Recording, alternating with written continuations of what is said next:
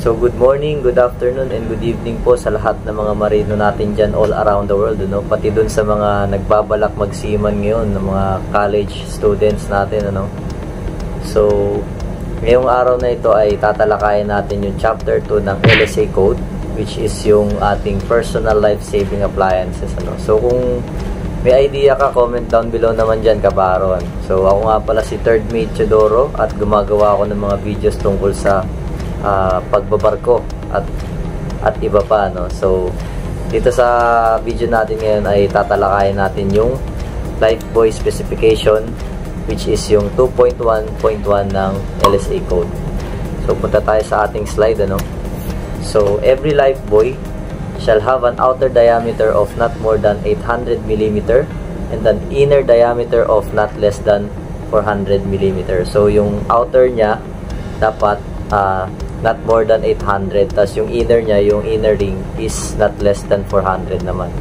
So next, yung point 2 is be constructed of inherently buoyant material. It shall not depend upon rushes, cork shavings, or granulated cork, any other loose granulated material, or any air compartment which depends on inflation for buoyancy. Next, yung point 3 is be capable of supporting not less than 14.5 kilograms of iron in fresh water for a period of 24 hours. So, dapat sustain niya yung weight na 14.5 kilos ng iron or ng any object sa fresh water for a period of 24 hours. Next is have a mass of not less than 2.5 kilograms. Yung weight mismo nung buoy is dapat not less than 2.5 kilos.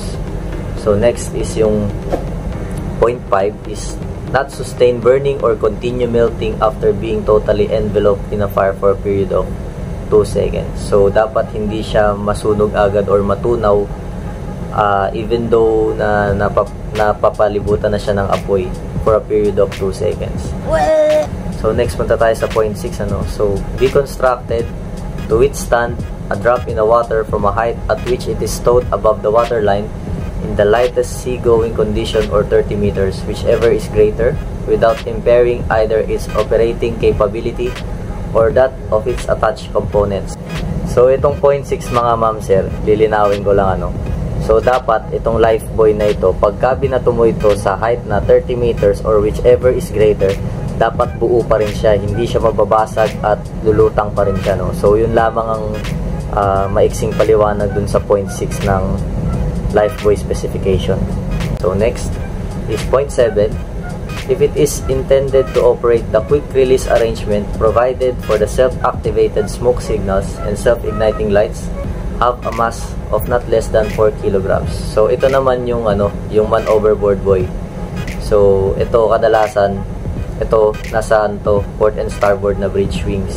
So ito yung may self-activated na smoke signal and self-igniting light. Once na yung ma-release siya sa tubig, mag-activate kagad yung smoke and light niya.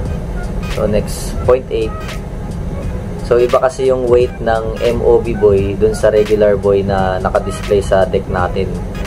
So yung regular buoy na nasa deck natin is, ang requirement lang sa kanya is not less than 2.5.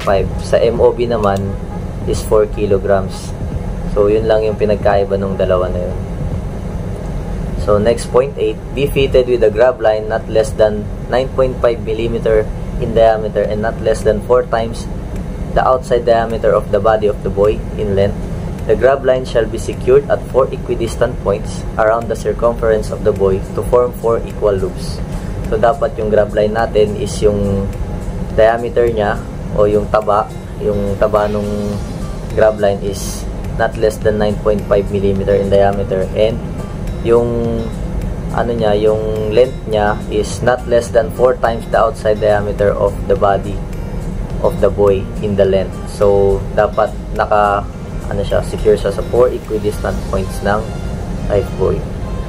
So para saan nga ba tong information na shinare ko sa inyo ngayong araw na ito, no? So as a third officer, you are responsible for the maintenance and upkeep of your life boys na compliant siya as per your LSA code, no? So dapat i-check mo ito weekly or monthly or as per your PMS sa inyong kumpanya, no? So yan, i-check mo yan lagi guys. So yun lamang guys ang ating tatakil ngayong araw na ito. So comment down below kung meron kayong natutunan dito sa maikling video na to.